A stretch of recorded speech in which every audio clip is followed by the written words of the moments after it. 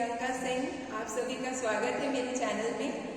आज जो मैं टॉपिक बताने जा रही हूँ वो है बीएससी 4th सेमेस्टर का टॉपिक, साथ ही साथ बीएससी सेकेंड ईयर का सेकेंड पेपर का ये फर्स्ट यूनिट का टॉपिक है ऑटोमॉर्फिज्म ऑफ अ ग्रुप।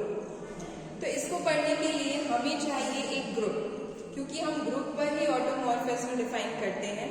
तो ग्रुप क्या होता है? ग्रुप आपने पढ़ा होगा, एक सेट लेना पड़ता है, जी मान लिया, और एक ऑपरेशन लेते हैं, आप एडिशन ले सकते हैं, मल्टीप्लिकेशन। तो वो ऑपरेशन और वो सेट जी दोनों मिलकर बनते हैं, दोनों पेयर जो है वो ग्रुप फॉर्म करते हैं जब वो चार कंडीशन सेटिस्फाई कर लेते हैं। फर्स्ट कंडीशन होती है आपकी क्लोजर लॉ, सेकेंड होती है एसोसिएटिव लॉ, थर्ड होती है existence of identity and fourth होती है एग्जिस्टेंस ऑफ इनवर्स। जब ये चार कंडीशन एक सेट जी ऑपरेशन के साथ सेटिस्फाई कर लेता है, तब आपका वो जो पेयर है जी और वो ऑपरेशन एक ग्रुप फॉर्म करते हैं। तो हमने यहाँ पर एक ग्रुप एज्यूम किया है, let G be a group, G एक ग्रुप ले लिया है और इसके साथ जो ऑपरेशन लिया है वो मल्टीप्लिकेशन का लिया है, मीन्स डॉट लिया है। तो ये चीज वही लिखती है कि एक ग्रुप लिया हमने जी और मल्टीप्लिकेशन ऑपरेशन लिया है, ठीक है। दैट मीन्स अगर आप पेयर में लिखें तो ये जी और डॉट, ये हमने ग्रुप फॉर्म कर लिया है। अब हम मैपिंग डिफाइन कर रहे हैं, इस ग्रुप जी पर एक मैपिंग डिफाइन कर रहे हैं, एफ जी से जी, ठीक है, मतलब उसी ग्रुप पर मैपिंग डिफाइन की गई है, सेम डोमेन है और सेम कोडोमेन है। तब ये मैपिंग, ये f is called automorphism of G. ये मैपिंग ऑटोमॉर्फिज्म होगी, कब होगी? जब वो ये तीन कंडीशन सेटिस्फाई करेगी। फर्स्ट कंडीशन है एफ इज 1-1, आपका फंक्शन 1-1 होगा। 1-1 कैसे चेक करते हैं? तो आप ले लेंगे दो images equal, suppose f x equal f y ले लेंगे, और ये एफ एक्स और एफ वाई कहाँ है? ये हमारा मैपिंग है f from set G to group G, ठीक है।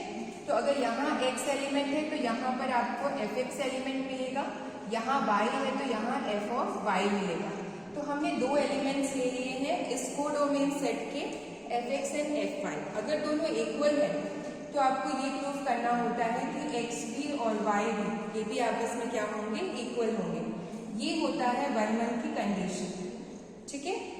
For all x and y belongs to group G, ये कंडीशन अगर आप प्रूव कर देते हैं तो इसका मतलब है कि ये फंक्शन इज 1-1। 1-1 की डेफिनेशन बता रहे हैं कि एक एलिमेंट एक इधर पर एक ही इमेज के साथ मैप करेगा, और अगर दो इमेजेस इक्वल है इसका मतलब कि वो एलिमेंट्स भी इक्वल होंगे। अगर वो इक्वल नहीं होंगे तो 1-1 मैपिंग नहीं होगी। Okay, the next is function is onto. Function onto होना चाहिए।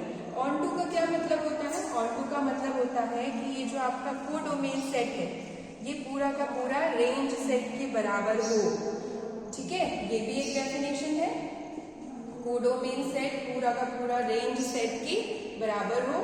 और दूसरी डेफिनेशन ये है कि जो रेंज सेट है या फिर जो कोडोमेन सेट है उसकी हर एक की प्री इमेज होनी चाहिए यहाँ पर, ठीक है। यहाँ जितने भी एलिमेंट्स हैं उनकी प्री इमेज कहाँ होनी चाहिए? आपकी डोमेन सेट में होनी चाहिए, ठीक है।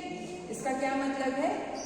फॉर एनी, आप ऐसे लिखेंगे, for any x dash belongs to जी।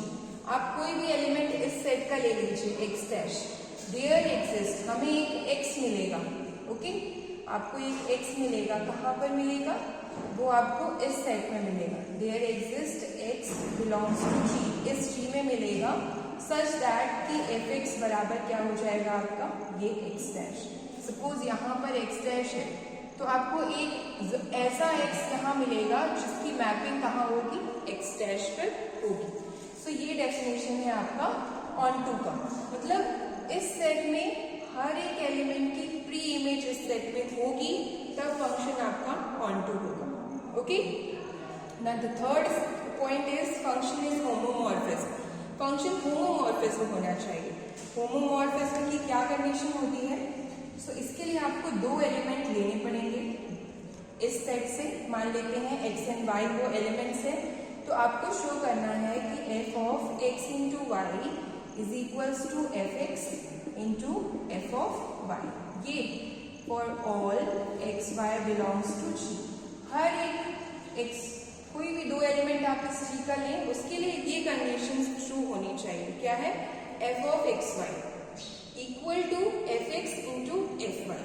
ये कैसे होगा?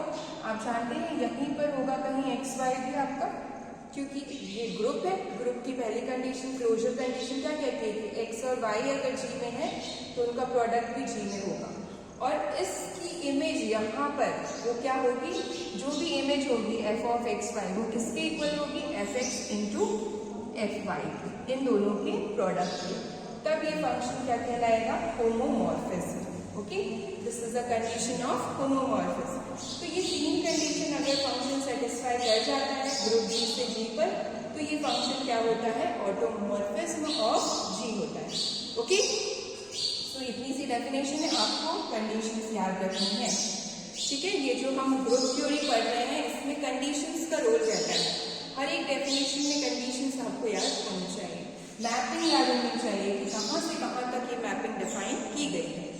द नेक्स्ट रिमार्क देख लीजिए। रिमार्क भी बहुत यूजफुल है क्योंकि ये नेट जीआरएफ में आता है ऑब्जेक्टिव में, जिसमें आपको बोलते हैं कि ऑटोमॉर्फिज्म की डेफिनेशन क्या है इन टर्म्स ऑफ आइसोमॉर्फिज्म। तो क्या होता है? आइसोमॉर्फिज्म होना चाहिए जी से जी पर और ऑनटू की मैपिंग होनी चाहिए। ठीक है, आइसोमॉर्फिज्म ग्रुप जी से जी पर और ऑनटू मैप होना चाहिए, तब वो कहलाता है ऑटोमॉर्फिज्म। ओके।